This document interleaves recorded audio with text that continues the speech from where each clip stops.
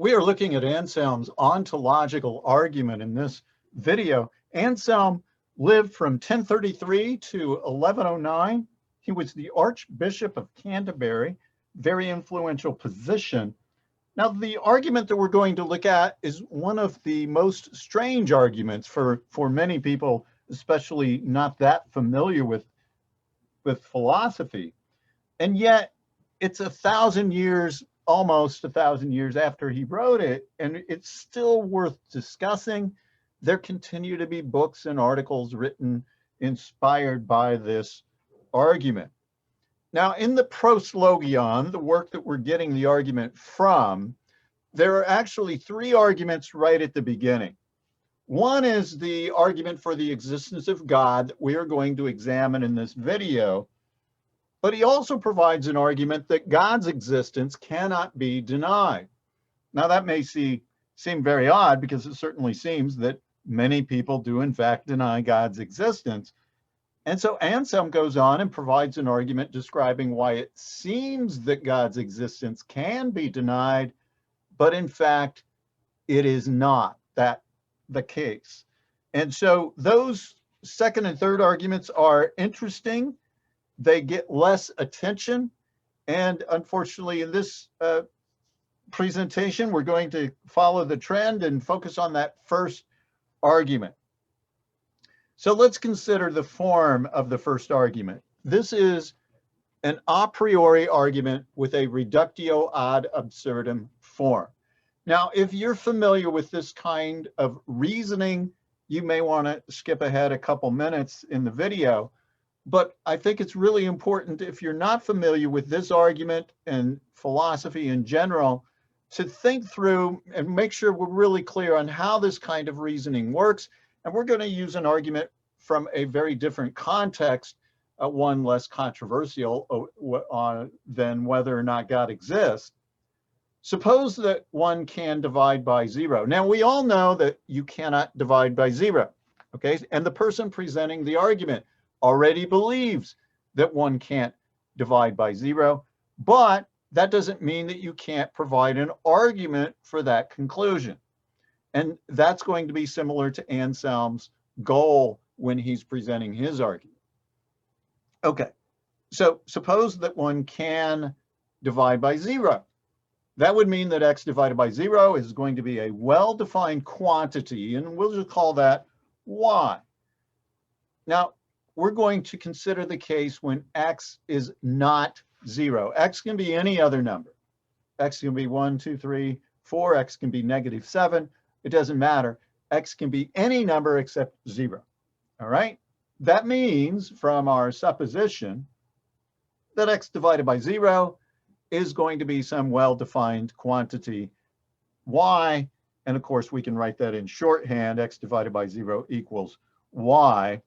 Now, that means that x equals 0 times y. That just comes from our principles of division and multiplication.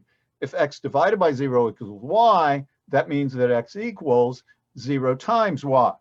All right, that's just standard the math that you've learned in elementary school. Okay, so that means that, well, that doesn't mean that, but we know that 0 times x equals 0 times y, equals 0. Why? Because 0 times anything equals 0. So we know that, but that means that x equals 0. Now, that's contrary to what we said in number 2, right? We said, let's consider x when x is not 0, but now we've concluded that x equals 0.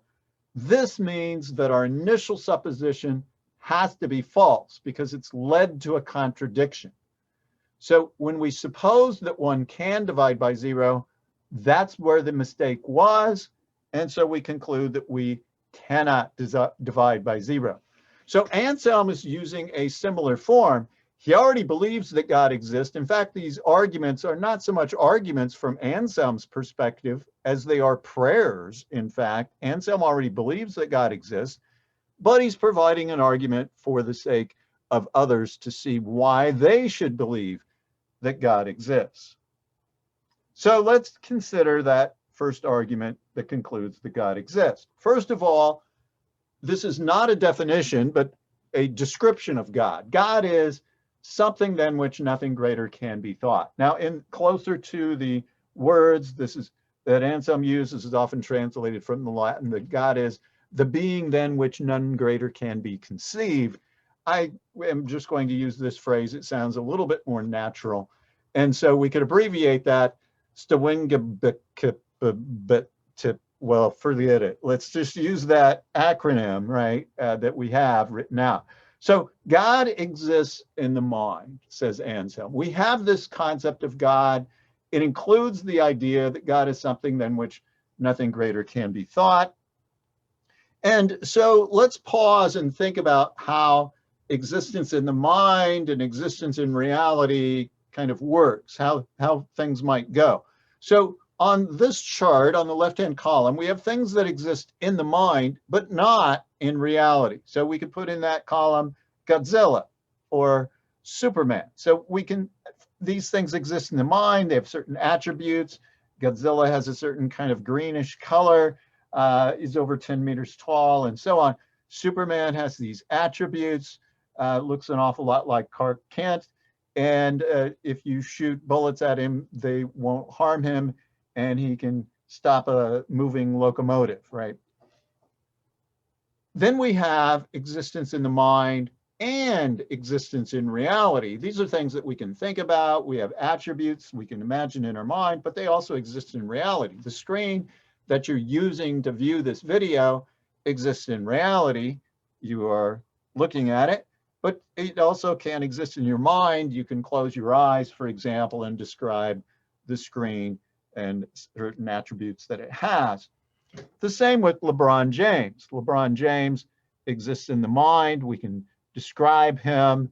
He's an incredibly successful basketball player. He's played for the Cleveland Cavaliers, the Miami Heat, the Los Angeles Lakers. He's won multiple NBA championships and so on. And in fact, he exists in reality. So he exists in the mind and in reality. Now, on the third column, we do have things that could fit in there. Existence in reality, but not in the mind. Now, how could that be? Well, consider an undiscovered planet. Discovering planets around other stars is a 21st century phenomenon. So it's very recent in astronomy. Before the 21st century, we weren't sure if any other stars had planets like our sun does. And we've began discovering planets. And initially we would find one or two every other month or so. But now people are finding them constantly. Well, certainly there are many other planets out there that are yet to be discovered. And we don't know what they're like. They do exist in reality, but not in our mind. We don't know the attributes of any particular one of them. The same with a fish in the Atlantic Ocean. Certainly there are many fish in the Atlantic Ocean that we don't have in mind, but still exist. And we don't have specific attributes in mind, but the fish actually exist in the ocean. So those are three possibilities on how this relationship might go between existence in the mind and existence in reality. Now, we continue the argument. If something exists in the mind alone, like Superman, then that thing would be greater if it existed both in the mind and in reality. If something is in that far left-hand column, it'd be greater if it were in that second column.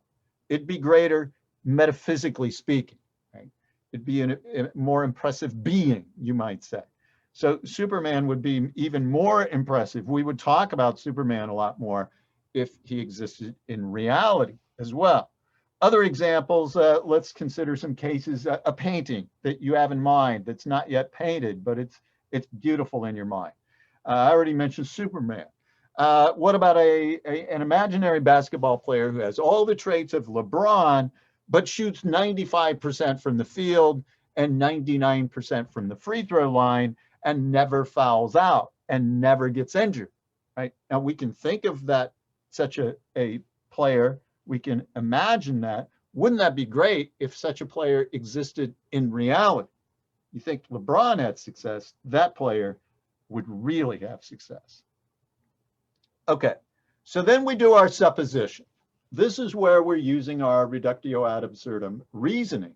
We suppose that God is not in that second column, but only in that first column. We suppose that God exists in the mind alone and not in reality. So this is like supposing that you can divide by 0. Now, that would mean, if that were the case, that God could have been greater than he is, right? If God existed only in the mind, not in reality, would be greater if God existed in reality. So God could have been greater than he is. But of course, that's a contradiction. That would mean that, well, we draw out this implication first. Sorry, God is something than which a greater can be thought, if that were the case, right? If God exists in the mind alone and not in reality, God could have been greater. God is something than which a greater can be thought. But recall our first characteristic of God, and we put these two together and we have a contradiction. So God is something than which a greater can be thought, that we just drew the conclusion from our supposition, and God is something than which nothing greater can be thought from our initial description. Well, that's a contradiction. And that means that we have to deny our supposition. That means premise 4 is false, and that means that God does not exist in the mind alone. Well, we know that God does exist in the mind. If God does not exist in the mind alone, we have to put God in that second column, the something than which nothing greater can be conceived, can be thought of, exists in the mind and in reality. And of course, what we mean by that is that God exists. Now, notice that this being entails many of the traditional characteristics of God, right? Being maximally powerful and maximally knowledgeable and maximally good, morally speaking. Now, that's unlike the traditional cosmological and teleological arguments that are a posteriori reasoning, where they conclude that there is a being that created the universe, or there is a being that designed the universe for a purpose. And then you have to have further argumentation as to why we should think that being is the God of faith. Here, we have a conclusion with the being something than which nothing greater can be thought. Well, that's going to include a lot of the traditional attributes of God that people of faith assume God has. So that's how the argument works. Obviously, there are going to be people who don't agree with the argument and have criticisms of the argument, and we'll pick up those in part 2.